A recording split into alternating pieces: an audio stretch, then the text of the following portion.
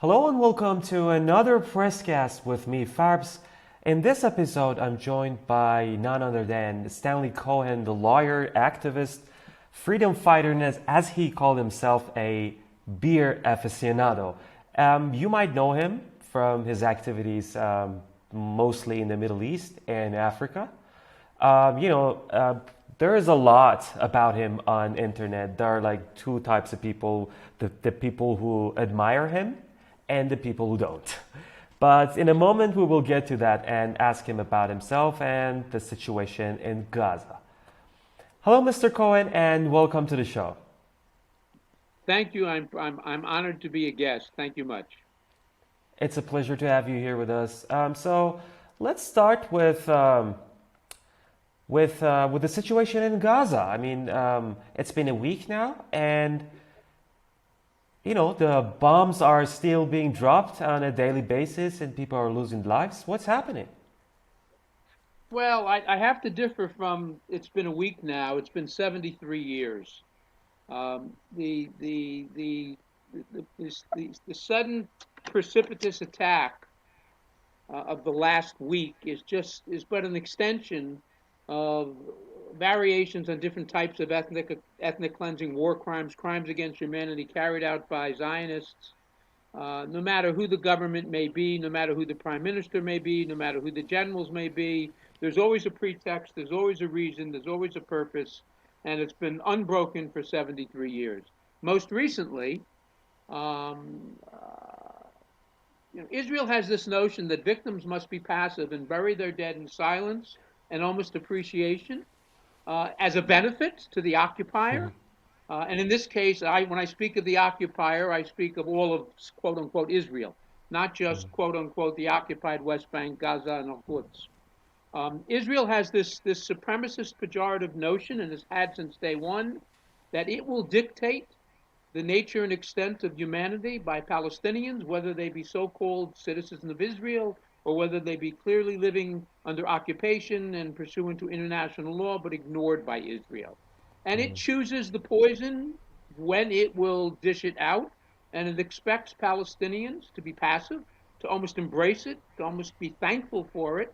And increasingly, as we've seen over the last 10 to 15 years, 20 years now, Palestinian resistance, which is decided and determined solely by the people on the ground, whether it be by Hamas, Jihad, the PFLP, or by the civil infrastructure, is determined by Palestinians. The timing, the manner and means of resistance is an essential component, but protected under international law. So I know that you have traveled to Gaza multiple times. I don't know how many times, you can tell us later. But for someone Mhm. who's been there, I have heard myself that Gaza is a very small area. So when Israel drops bombs, the chances that it hits a house, a residential area, is just like very high. So what is it like living in Gaza? Can you describe Gaza for me and for my audience who never been there? Gaza is the largest concentration camp in the world, probably the largest concentration camp ever. By population alone, assuming that there was a sound infrastructure, assuming that people had the ability to come and go, assuming people had a vibrant economy, it would nevertheless be among the world's most densely populated regions in the world. But when you factor in an essentially totally destroyed infrastructure by design by the Zionists over the last 20 years in particular, when you factor in the ability of Israel through Erez and Egypt through Rafah to control what comes in and out, who comes in and out, when you factor in the lack of medicine, when you factor in the lack of hospitals, when you factor in the lack of electricity, when you factor in controlling and destroying and using pesticides on products, on farmland, on food, when you factor in the residual and predictable and intended side effect of phosphorus and cluster bombs over decades, it creates a Warsaw ghetto 10 times over, um, with absolutely no restriction by international law, no enforcement by international law, no effort by the international community to control, in this case, a very clear public effort at genocide, at ethnic cleansing, which the occupier Israel has carried out in particular against Gaza since it was expelled from Gaza in 2005.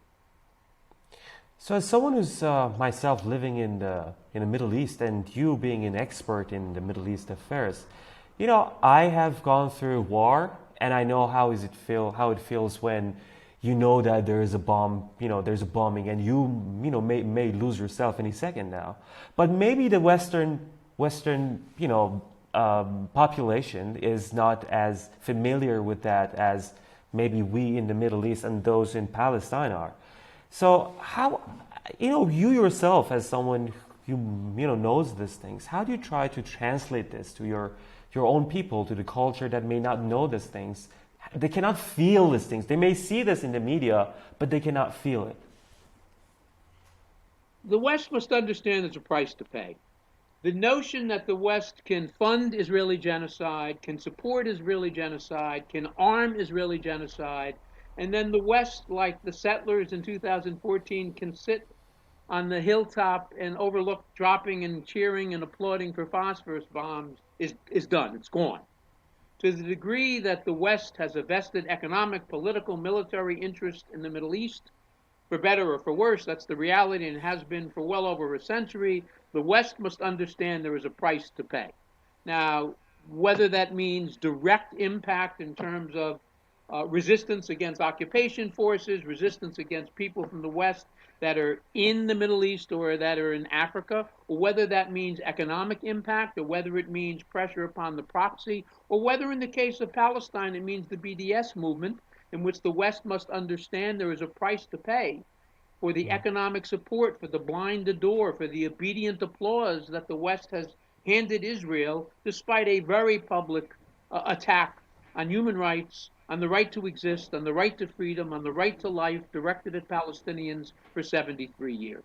So for those in the West that are offended by the notion of people digging through rubble to pull 2-year-old, year-old, 4-year-old children out of the rubble dead, or burned, or blind, that are offended by it, you carry that child. You don't carry that child to safety. You place that child in that rubble by this blind, obedient economic and military and political support for a killing machine that has been very public, in particular when it comes to Gaza, for decades and in general for 73 years. The notion that the West can draw comfort in peace rather, by being detached, by being removed, by being distant from that which they sponsor, fund, and approve, they must understand there's a price to pay. That price can be many different kinds of price.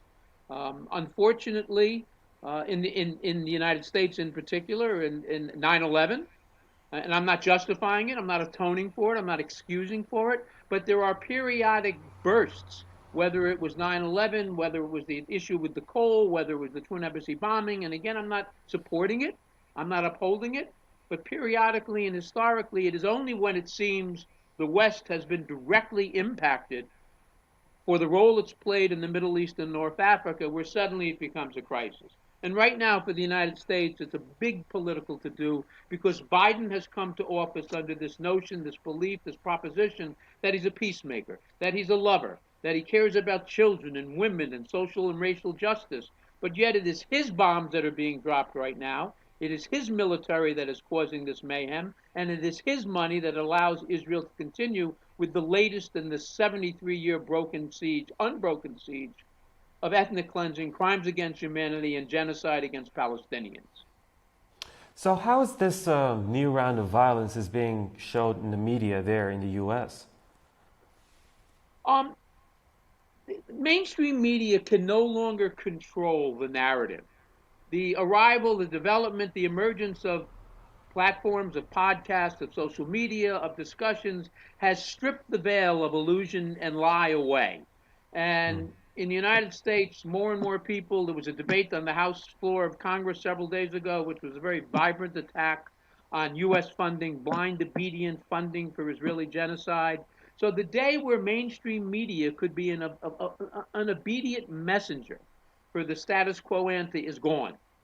There are alternative means of communication. There are more and more people speaking out. There are social media platforms. There are podcasts that are showing the very real, very ugly, very deadly face of Israel, of Zionism, and the cost that is subsidized by the West in general and the United States in particular, which has subsidized this slaughter to the tune of over $300 billion in the last 73 years. So, I mean, honestly speaking, if you want to be, the things don't change radically around the world, how do you think this, situation will develop, will, settle down? I don't know. I mean, in 5 years, what's gonna go, the whole thing look like?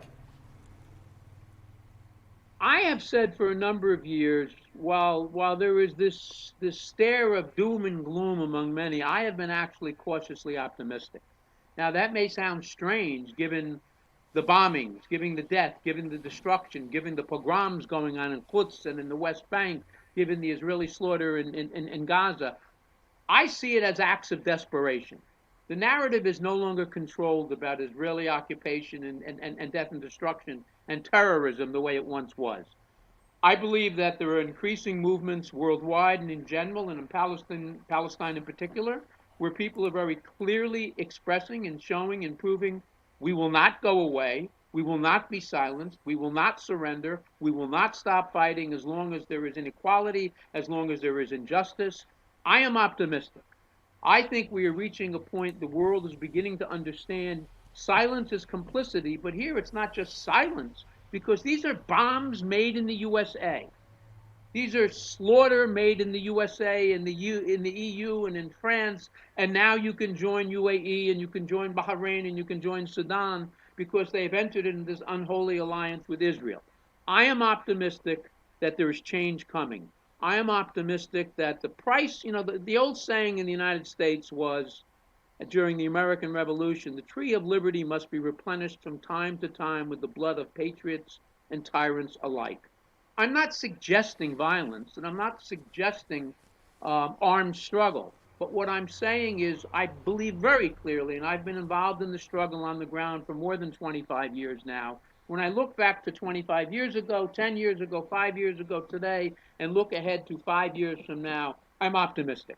I think that Israel is finally coming to the point, and the world community is finally coming to the point to understand that you cannot continue to maintain the largest concentration camp in the world, a death camp called Gaza. You cannot permit settlers, largely from Brooklyn and Poland and France, to steal land in violation of international law. You cannot continue with the Judaization of Quds, with stealing land, with kicking people out of homes, with hundreds, if not thousands, of political prisoners ranging from 10, 12, 14 years of age to 80 who have not been prosecuted, convicted, tried for any crime, but simply their thought, their belief, and their resistance. So I am optimistic.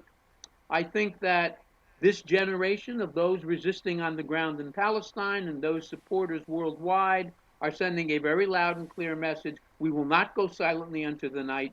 And the notion that Israel can in perpetuity maintain this concentration camp, maintain a system in, quote, Israel proper, where there is triple citizenship depending upon your race, religion, and your color, where there is a supremacist national state, a nation state that is built upon the supremacy of Judaism and nothing else. It's an arcane notion destined to fail, and I believe that failure is underway right now. So, I want to know your ideal solution for this situation. I just, suppose that you were the person to make the final decision. Do you think that this proposed two-state solution is a feasible solution, or do you have any, solutions yourself to solve this centuries of, decades of problem between Palestine and Israelis? The two-state solution died decades ago. The only resolution here is one state, one secular state, one person, one vote. Full equality. Perhaps it requires in the short run, like in Switzerland, systems of cantons, where there are particular groups or movements or ethnicities, for lack of a better word, even faith, that have regional control, that are part of a broader national purpose and unity, with Quds as its capital, with no official state religion, with the right of return. I am convinced that is the only way. What is perverse about this is Israel, which claims the superior notion of democracy, of science, of health, of welfare, of benefit for, quote, its citizens, namely its Jewish citizens.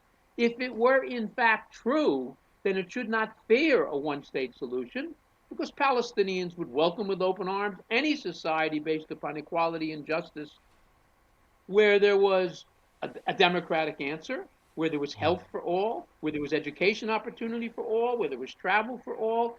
Israel understands beyond the rhetoric. It is not that place. It is not that time. It is why it fears the one state resolution, which is coming. It will be difficult. It will require truth and reconciliation commissions. It will require sacrifice by all parties, but it is going to happen. The diaspora exists. Palestinians are not going away. Zionist support is failing worldwide. Israel will have to make a choice, and very soon. So, for my audience who may not know Mr. Cohen, he is not just like a Jew hater. He's a Jewish person himself, and then he was brought up in an Orthodox, if I'm not mistaken, family. But so, how did you get interested in all these things?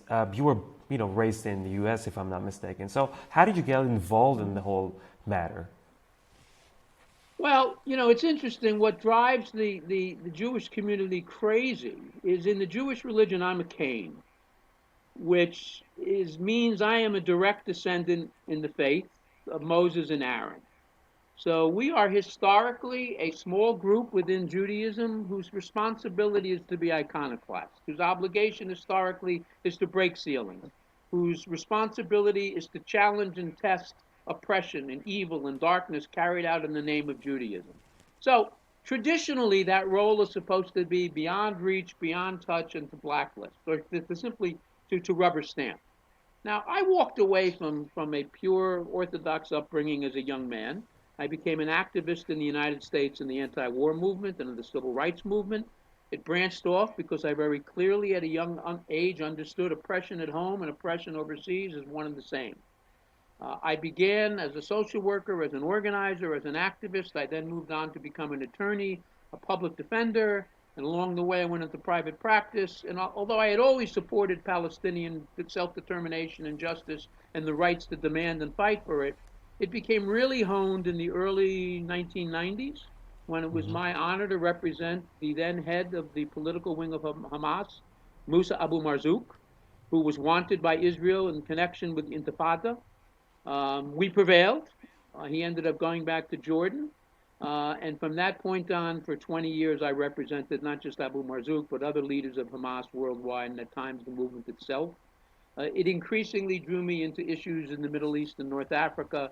From there, I branched off, and at various times I represented people internationally before human rights tribunals and in domestic venues on charges of alleged terrorism, resistance groups, national liberation movements. I've said before, the difference generally between terrorist and freedom fighter, and if you apply the European colonial standard, is who wins. So this notion of terrorist versus freedom fighter is irrelevant. I have spent over 25 years representing women and men throughout the world who were fighting largely against European colonial projects, who were fighting for self-determination, who were fighting for justice, who were fighting for equality, and are positioned with truth and integrity and principle. And that's been going on since the early 90s. Until my final breath, it'll go with me. And that's probably why you've been attacked in mainstream media for exactly the same decisions that you've made in your life, the choices that you had. I mean, you brought up Abu Marzouk, and then one of the reasons that you have been attacked so much is because of the people like Marzouk that you defended.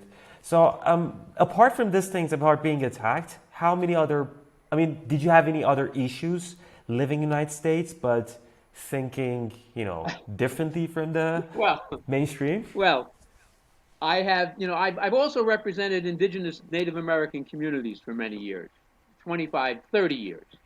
I was arrested at the Oka standoff where I was the American lawyer who was allowed to come in to be part of the negotiation team that went on during an armed struggle for 90 days, at the end of which we negotiated a settlement. I was arrested, I was indicted, I was jailed in Canada for a short period of time. I went on trial, eventually the charges were dismissed. I was hounded, prosecuted for material support of terrorism, and eventually prosecuted in the United States for impeding the IRS, which is a fancy way of saying, we know you did something, but we can't figure it out. I am currently banned in at least 4 countries that I am aware of. Which countries are they? I've been banned by Israel for 15 or 16 years. I've been banned by Egypt since 2014 when I sued Egypt and the African Union for refusing to open the Rafah crossing when Israeli bombs were being dropped on refugees that were herded up against the walls. I have been banned by KSA since my public challenge to them as an emerging extension of New York City Zionism.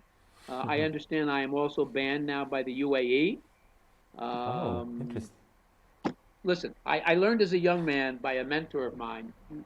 You judge your success, your virtue, your journey, not by those that love you, but by those that abhor you or fear you. And on that level, I'm very comfortable in my own skin. So, have you ever had a chance to travel to Iran? Once years ago, I Okay. represented some Iranians in the United States at various times. Um, Iran is a lovely place. Persia, the empire is unmatched. The people are dynamic. Um, Iran, like the rest of the world, has a future built upon its young women, its young men, its development, its evolution, its commitment to equity and justice, in particular around the Palestinian resistance. I have represented, as I say, Iranians both in the United States and overseas, and it's always been my privilege. I have had a diverse relationship with friends and clients from Iran, and I applaud Iranian efforts throughout the world. I don't know if you heard the news a day ago, if I'm not mistaken. The Iranian foreign minister was supposed to travel to Austria, but he canceled his plans because apparently Austrian government raised some Israeli flags on top of its government Yes, buildings. You heard that? yes. I heard it and I saw it, and my comment when I saw the Israeli flag raised above the Austrian government was, where did Adolf Hitler come from? I mean, Austria embraces Israel today, but yet it was the forebear of the man that killed millions of Jews. Exactly. Look, this is a show for Austria. It's a show for the West, and it's becoming increasingly more difficult. I was pleased to learn the news that Iran has said no. We will not go. We will not recognize. Although at the same time, that Iran is being subjected to excruciating sanctions, penalty and punishment because it won't become complicit, because it won't be a quisling, because it maintains its own self-determination, respect, dignity, and charts its own future and course. It's a heavy price to pay. I know that Iran has supported Palestinian self-determination and resistance for many decades, and I don't expect that to change at all. Unlike the UAE, unlike KSA, unlike Bahrain, and I would note Bahrain repression against Shia, which is historic and has been going on for years. Unlike the political prisons of other countries in the Middle East and North Africa, Iran has always been there, always supported Palestinian self-determination, and will. Thank you very much for raising up this issue of Iran. So, have you been following the recent round of negotiations for the nuclear talk? Have you been, I have. okay? So, what do you think Um, about it? I Well, I don't think there can be good faith negotiations as long as there are any sanctions. You cannot hold out over the Iranian people sanctions that were resolved by a deal that was made years ago. What you're simply doing is taking arm's length negotiation, which produced a resolution which everyone abided by, especially Iran, and there's no doubt about that, and then suddenly impose new sanctions and say, if you want the sanctions gone, then you've got to obey us. My read of the negotiations is Biden will slowly but surely remove, release, reduce some of the sanctions, perhaps all of them. I have no doubt that the Iranian government and leadership, out of principle and out of justice and out of international law, will continue to take the position we have nothing to really talk about officially. Of course, there's always discussions going on. It's the nature of international law. But we are not going to surrender our dignity. We are not going to become complicit. While there are sanctions, there is no resolution. We had reached that resolution following years of negotiation at arm's length. And suddenly, with unilateral fiat for political purposes, Trump comes in and cancels them. But when you say Biden may slowly drop these sanctions, Iran has time and again restated that they only accept like the lifting of all sanctions at the same time, not sequential lifting. Do you think they can work out some way that both sides are pleased? I think that to some degree the Israeli leverage in this whole process has just destroyed itself with its latest attack on Gaza and on the West Bank, where there are purges, where settlers are rampaging, where there are pogroms, with the attack on thousands of young men and women. The Israeli leverage has been exposed once again. Biden is many things. He's not stupid. He's a political. He's a politician that's been honed in decades of political give and take, although traditionally more take than give. As president, with a host of problems on the table, I think he understands very clearly there can be no good faith negotiations, that Iran will not roll over and simply say, give us your crumbs, and that in the absence of the removal of all sanctions, nothing will happen. I don't believe that Joe Biden will publicly hold an announcement in which he says, we're removing all of the sanctions. And let us not forget that while we talk about the casualties, for example, in Iraq by U.S. bombs and tanks and military, 500,000 Iraqi children starved to death through sanctions under the first Bush administration. Let us not forget the tremendous pain and suffering in Iran right now. We hear about the assassination by MEK. We hear about the assassinations by Israel in Iran. But we don't hear as much about the tremendous pain and suffering that comes with the sanctions for civil society in Iran, for women and children and men and the elderly. That's the cause of this. I think that Biden understands that in the short run, there could be seriatim removal of sanctions, but in the long run, there can be no equity, there can be no justice, there can be no resolution unless the sanctions are removed and a clean slate restored. How do you think Biden will be different from Obama in his policies toward Iran? I'm just, curious to know. Is he any different from Obama? Yeah, I do, only for one reason. Biden is much closer to the end than the beginning. Biden is 76 years of age.